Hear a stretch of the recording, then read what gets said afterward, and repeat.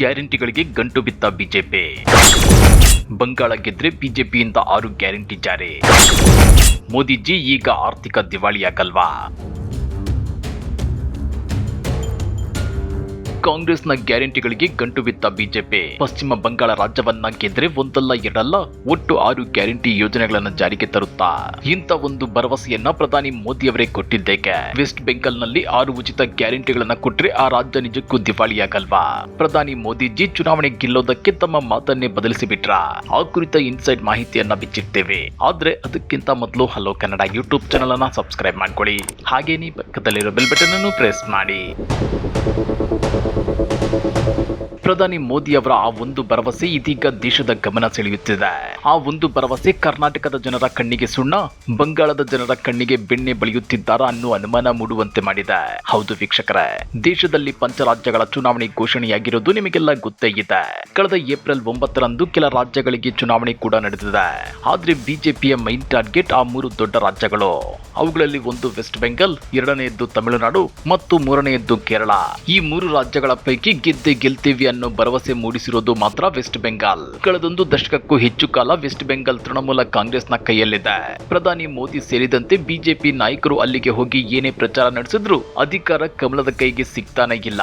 ಹೀಗಾಗಿ ಈ ಸಲ ಶತಾಯಗತಾಯ ವೆಸ್ಟ್ ಬೆಂಗಾಲ್ ಅನ್ನ ಕೈವಶ ಮಾಡಿಕೊಳ್ಳಲೇಬೇಕು ಅಂತೇಳಿ ಡಿಸೈಡ್ ಮಾಡಿರೋ ಬಿಜೆಪಿ ನಾಯಕರು, ಅದರಲ್ಲೂ ಪ್ರಧಾನಿ ಮೋದಿ ವೆಸ್ಟ್ ಬೆಂಗಾಲ್ ನಲ್ಲಿ ಬಿಜೆಪಿ ಅಧಿಕಾರಕ್ಕೆ ಬಂದ್ರೆ ನಾವು 6 ಗ್ಯಾರಂಟಿಗಳನ್ನ ನೀಡೋದಾಗಿ ಭರವಸೆ ಕೊಟ್ಟು ಬಂದಿದ್ದಾರೆ. ಹಾಗಾದ್ರೆ ಕರ್ನಾಟಕದಲ್ಲಿ 2023ರಲ್ಲಿ ಸಿದ್ದರಾಮಯ್ಯನವರ ಸರ್ಕಾರ 5 ಗ್ಯಾರಂಟಿಗಳನ್ನ ಘೋಷಣೆ ಮಾಡಿದಾಗ ಕರ್ನಾಟಕ ಆರ್ಥಿಕವಾಗಿ ದಿವಾಳಿಯಾಗುತ್ತೆ ಅಂತೆಲ್ಲ ಟೀಕಿಸಿದ್ದ ಪ್ರಧಾನಿ ಮೋದಿ ಆನಂತರ ಮಧ್ಯಪ್ರದೇಶ, ಛತ್ತೀಸ್ಗಢ, ರಾಜಸ್ಥಾನ ಸೇರಿದಂತೆ ಹಲವು ರಾಜ್ಯಗಳ ವಿಧಾನಸಭಾ ಚುನಾವಣೆಗಳಲ್ಲಿ ಇವೇ ಗ್ಯಾರಂಟಿ ಯೋಜನೆಗಳನ್ನ ಕಾಪಿ ಮಾಡಿ ಜನರಿಗೆ ಭರವಸೆ ಕೊಟ್ಟು ಗೆದ್ದಿದ್ದೇಗೆ. ಅದೇ ರೀತಿ ಇದೀಗ ವೆಸ್ಟ್ ಬೆಂಗಾಲ್ನಲ್ಲೂ ಒಂದಲ್ಲ ಎರಡಲ್ಲ ಒಟ್ಟು 6 ಗ್ಯಾರಂಟಿಗಳನ್ನ ಮೋದಿ ಘೋಷಣೆ ಮಾಡಿರೋದು ಎಷ್ಟು ಸರಿ? ಚುನಾವಣೆಗಳನ್ನ ಗೆಲ್ಲೋದಕ್ಕೆ ಪ್ರಧಾನಿ ಮೋದಿ ತಮ್ಮ ಮಾತುಗಳನ್ನ ಹೇಗ್ ಬೇಕಾದ್ರೂ ತಿರುಗಿಸ್ತಾರಾ ಅನ್ನೋ ಅನುಮಾನ ಇದೀಗ ದೇಶದ ಜನರನ್ನ ಕಾಡ್ತಿದೆ. ಜೊತೆಗೆ ಚುನಾವಣಾ ಭಾಷಣ ಮಾಡಿರೋ ಪ್ರಧಾನಿ ಮೋದಿ ಮಮತಾ ಬ್ಯಾನರ್ಜಿ ನೇತೃತ್ವದ ಸರ್ಕಾರದ ವಿರುದ್ಧ ವಾಗ್ದಾಳಿ ನಡೆಸಿದ್ದಾರೆ. ವೆಸ್ಟ್ ಬೆಂಗಾಲ್ನಲ್ಲಿ ಟಿಎಂಸಿಯನ್ನ ಅಧಿಕಾರದಿಂದ ಕೆಳಗಿಳಿಸುವಂತೆ ಮತದಾರರಲ್ಲಿ ಮನವಿ ಮಾಡಿಕೊಂಡಿದ್ದಾರೆ.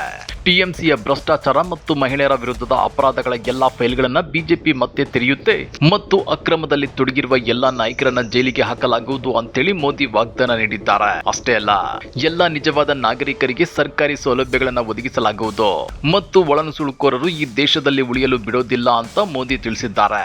ಪಶ್ಚಿಮ ಬಂಗಾಳ ರಾಜ್ಯದಲ್ಲಿ ಬಿಜೆಪಿ ಸರ್ಕಾರ ರಚನೆಯಾದ ನಂತರ ರಾಜ್ಯ ನೌಕರರು, ಶಿಕ್ಷಕರು ಮತ್ತು ಸಂಬಂಧಿಸಿದ ವಲಯಗಳಲ್ಲಿ ಕೆಲಸ ಮಾಡುವವರಿಗೆ 7ನೇ ವೇತನ ಆಯೋಗವನ್ನ ಜಾರಿಗೆ ತರುತ್ತೇವೆ ಅಂತಾನು ಭರವಸೆ ಕೊಟ್ಟಿದ್ದಾರೆ. ಇಲ್ಲಿ ಗಮನಿಸಬೇಕಾದ ಅಂಶ ಏನಂದ್ರೆ, ಪ್ರಧಾನಿ ಮೋದಿ ಚುನಾವಣೆಗಳನ್ನ ಗೆಲ್ಲೋದಕ್ಕೆ ಬೇಕಾಬಿಟ್ಟಿ ಆರೋಪ ಮಾಡ್ತಾರೆ. ಈ ಹಿಂದೆ 2018ರ ಕರ್ನಾಟಕ ರಾಜ್ಯ ವಿಧಾನಸಭಾ ಚುನಾವಣಾ ಟೈಮಲ್ಲಿ ಸಿದ್ದರಾಮಯ್ಯನವರ ಸರ್ಕಾರವನ್ನ ಸೀದಾ ರೂಪಾಯಿ ಸರ್ಕಾರ ಅಂತ ಟೀಕಿಸಿದ್ರು. ಅಂದ್ರೆ ಸಿದ್ದರಾಮಯ್ಯನವರದ್ದು 10% ಸರ್ಕಾರ ಅಂತೆಲ್ಲ ಗಾಳಿಯಲ್ಲಿ ಗುಂಡು ಹೊಡೆದು ಹೋಗಿದ್ರು. ಅದಕ್ಕೆ ಸಿದ್ದರಾಮಯ್ಯ ಸವಾಲೆಸ್ತಿದ್ರು. ಆದ್ರೂ ಮೋದಿ ತಮ್ಮ ಆರೋಪಕ್ಕೆ ಸಾಕ್ಷ್ಯ ಕೊಟ್ಟಿರ್ಲಿಲ್ಲ. ಆದ್ರೆ ಆನಂತರ 2019ರಿಂದ 2023ರವರೆಗೂ ಕರ್ನಾಟಕದಲ್ಲಿ ಬಿಎಸ್ವೈ ಮತ್ತು ಬೊಮ್ಮಾಯಿ ಸರ್ಕಾರಗಳ ಮೇಲೆ 40ರಿಂದ 70% ಸರ್ಕಾರಗಳು ಅನ್ನೋ ಗಂಭೀರ ಆರೋಪಗಳು ಕೇಳಿ ಬಂದಿದ್ವು. ಹೀಗಿದ್ರು ಪ್ರಧಾನಿ ಮೋದಿ 2023ರ ಚುನಾವಣೆಯಲ್ಲಿ ಅದನ್ನ ಬೊಟ್ಟು ಮಾಡಲಿಲ್ಲ. ಅಂದ್ರೆ ಬಿಜೆಪಿ ನಾಯಕರು ಇಡೀ ರಾಜ್ಯವನ್ನ ಕೊಳ್ಳೆ ಹೊಡೆದ್ರು ಜನಪರ ಸರ್ಕಾರ. ಅದೇ ಬಿಜೆಪಿಯೇತರ ಪಕ್ಷಗಳ ಸಣ್ಣ ತಪ್ಪುಗಳನ್ನು ಮೋದಿ ಬೂತುಗನ್ನಡಿಯಲ್ಲಿ ತೋರಿಸುತ್ತಿದ್ದಾರೆ. ಇದು ಚುನಾವಣಾ ಪ್ರಚಾರದ ಗಿಮಿಕ್ ಅಲ್ಲದೆ ಮತ್ತೇನೂ ಅಲ್ಲ. ಚುನಾವಣೆ ಮೊದಲು ಇನ್ನೊಂದು ಪಹಲ್ಗಾಮ್ ದಾಳಿ. 90 ಲಕ್ಷ ಪ್ಲಸ್ ಮತದಾರರ ಹೆಸರು ಡಿಲೀಟ್ ಮಾಡ್ತಾ ಬಿಜೆಪಿ. ಇತ್ತ ವೆಸ್ಟ್ ಬೆಂಗಾಲ್ನಲ್ಲಿ 4ನೇ ಸಲ ಸಿಎಂ ಆಗಿ ಗದ್ದುಗೆ ಹಿಡಿಯೋಕೆ ಆ ರಾಜ್ಯದ ಸಿಎಂ ಮಮತಾ ಬ್ಯಾನರ್ಜಿ ಹಾತೊರೆಯುತ್ತಿದ್ದಾರೆ. ಇದೇ ವೇಳೆ ಬಿಜೆಪಿ ವಿರುದ್ಧ ಗಂಭೀರ ಆರೋಪಗಳನ್ನ ಮಾಡ್ತಿದ್ದಾರೆ. ಚುನಾವಣೆಗೂ ಮುನ್ನ ಪಹಲ್ಗಾಮ್ ಮಾದರಿಯ ದಾಳಿ ನಡೆಸಲು ಬಿಜೆಪಿ ಯೋಜನೆ ರೂಪಿಸಿದೆಯಾ ಅಂತೇಳಿ ವೆಸ್ಟ್ ಬೆಂಗಾಲ್ ಸಿಎಂ ಮಮತಾ ಬ್ಯಾನರ್ಜಿ ಸ್ಫೋಟಕ ಪ್ರಶ್ನೆಯನ್ನ ಕೇಳಿದ್ದಾರೆ. ಇದಕ್ಕೆ ಅಷ್ಟೇ ತೀಕ್ಷ್ಣವಾಗಿ ರಿಯಾಕ್ಟ್ ಮಾಡಿರೋ ಬಿಜೆಪಿ ದೀದಿ ನೇತೃತ್ವದ ರಾಜ್ಯ ಸರ್ಕಾರವನ್ನ ಹಿಂದೂ ವಿರೋಧಿ ಅಂತ ಕರೆದಿದೆ. ಅಲ್ಪಸಂಖ್ಯಾತರ ಮತಗಳನ್ನ ಸೆಳೆಯಲು ಇಂತಹ ಹೇಳಿಕೆ ನೀಡುತ್ತಿದ್ದಾರೆ ಅಂತ ಆರೋಪಿಸಿದೆ. ಪಾಕಿಸ್ತಾನದ ರಕ್ಷಣಾ ಸಚಿವ ಕ್ವಾಜಾ ಆಫೀಸ್ ಕೋಲ್ಕತ್ತಾದ ಮೇಲೆ ದಾಳಿ ಮಾಡೋದಾಗಿ ಬೆದರಿಕೆ ಒಡ್ಡಿದ್ದನ್ನ ಉಲ್ಲೇಖಿಸಿರೋ ಮಮತಾ ಬ್ಯಾನರ್ಜಿ ಕುಚ್ ಬೆಹಾರ್ನಲ್ಲಿ ಪ್ರಚಾರ ನಡೆಸಿರೋ ಪ್ರಧಾನಿ ಮೋದಿ ಕ್ವಾಜಾರ ಹೇಳಿಕೆಗೆ ಯಾಕೆ ರಿಯಾಕ್ಟ್ ಮಾಡಲಿಲ್ಲ? ಇನ್ನೊಂದು ಪಹಲ್ಗಾಮ್ ದಾಳಿ ನಡೆಸುವ ಯೋಜನೆಯೇ? ಯಾರಾದ್ರೂ ಕೋಲ್ಕತ್ತಾದ ಮೇಲೆ ದಾಳಿ ಮಾಡುವ ಬಗ್ಗೆ ಮಾತನಾಡಿದ್ರೆ ಭಾರತೀಯರಾದ ನಾವು ಅದನ್ನ ಸಹಿಸಲ್ಲ.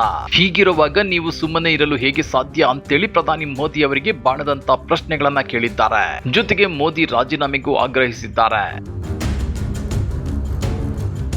ಇದಷ್ಟೇ ಅಲ್ಲ, ಪಶ್ಚಿಮ ಬಂಗಾಳದಲ್ಲಿ ಅಧಿಕಾರಕ್ಕೆ ಬರೋದಕ್ಕಾಗಿ ಬಿಜೆಪಿಯು ಮತದಾರರ ಪಟ್ಟಿಯಿಂದ 90 ಲಕ್ಷಕ್ಕೂ ಹೆಚ್ಚು ಮತದಾರರ ಹೆಸರುಗಳನ್ನ ಡಿಲೀಟ್ ಮಾಡಿದೆ ಅಂತಾನೂ ಮಮತಾ ಬ್ಯಾನರ್ಜಿ ಆರೋಪಿಸಿದ್ದಾರೆ. ಇದರ ಹೊರತಾಗಿಯೂ ಮುಂಬರುವ ಚುನಾವಣೆಯಲ್ಲಿ ತನ್ನ ಪಕ್ಷವೇ ಅಧಿಕಾರಕ್ಕೆ ಬರುತ್ತೆ ಅಂತೇಳಿ ಮಮತಾ ಬ್ಯಾನರ್ಜಿ ಭವಿಷ್ಯ ನುಡಿದಿದ್ದಾರೆ. ಜೊತೆಗೆ ಬಿಜೆಪಿ ಆಳ್ವಿಕೆಯ ರಾಜ್ಯಗಳಲ್ಲಿ ಬಂಗಾಳಿ ಭಾಷೆಯನ್ನ ಮಾತನಾಡುವುದಕ್ಕಾಗಿ ಜನರಿಗೆ ಹಿಂಸೆ ನೀಡಲಾಗ್ತಿದೆ. ಬಿಜೆಪಿಯು ಬಂಗಾಳಿಯನ್ನ ವಿದೇಶಿ ಭಾಷೆ ಎಂದು ಹೇಳುತ್ತದೆ ಹಾಗೂ ಬಂಗಾಳಿ ಮಾತನಾಡುವವರನ್ನ ನುಸುಳುಕೋರರು ಅಂತ ಬಣ್ಣಿಸುತ್ತದೆ ಅಂತೇಳಿ ಟಿಎಂಸಿ ಮುಖ್ಯಸ್ಥ ಹೇಳಿದ್ದಾರೆ. ಆ ಮೂಲಕ ಬಿಜೆಪಿ ವಿರುದ್ಧ ಮಮತಾ ಬ್ಯಾನರ್ಜಿ ಪ್ರಾಂತೀಯತೆಯ ಬ್ರಹ್ಮಾಸ್ತ್ರವನ್ನೇ ಜಳಿಪಿಸಿದ್ದಾರೆ. ಹಾಗಾದ್ರೆ ವೆಸ್ಟ್ ಬೆಂಗಾಲ್ ಚುನಾವಣೆಯಲ್ಲಿ ಈ ಸಲವಾದರೂ ಬಿಜೆಪಿ ಬೇಳೆ ಬೇಯುತ್ತಾ, ಇಲ್ಲ ದೀದಿ ಮುಂದೆ ಮೋದಿ ಮತ್ತೆ ಮಂಡಿಯೂರ್ತಾರಾ? ಕಮೆಂಟ್ ಮಾಡಿ, ವಿಡಿಯೋ ಲೈಕ್ ಮಾಡಿ, ಶೇರ್ ಮಾಡಿ.